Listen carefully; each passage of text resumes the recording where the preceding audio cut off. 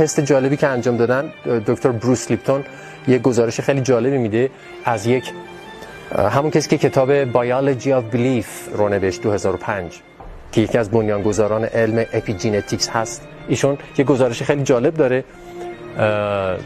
وقتی که قلب یه دختر خانومی رو پیوند میزنن، میمیره، قلبش رو پیوند میزنن به یه دختر خانوم دیگه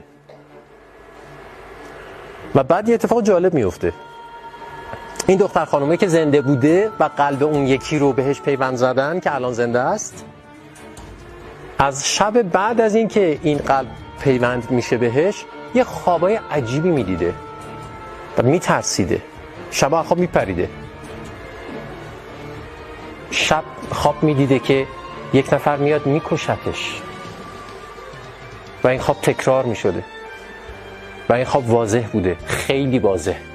به پزشک میگن و بعد آخرشو بگم با پلیس در میون میذارن. از طریق تصاویری که ایشون میکشید میتونسته تایید بکنه اون کسی که قاتل اون دختر اولیه بوده رو میرن پیداش میکنن.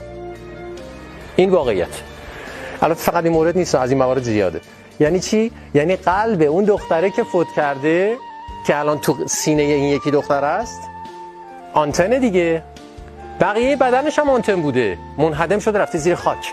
یه تیکه از این آنتن زنده مونده هنوز و هنوز داره سیگنال هایی میده میگیره به همون سورس واحدی که به خودش مربوط بوده. متوجه هستین؟ چون سیگنال هایی که بدن هر یک از ما داره سند میکنه و ریسیو میکنه به منبع آگاهی فردیت یافته خودمونه و هیچ کدوم از این سیگنال ها یکسان نیستن.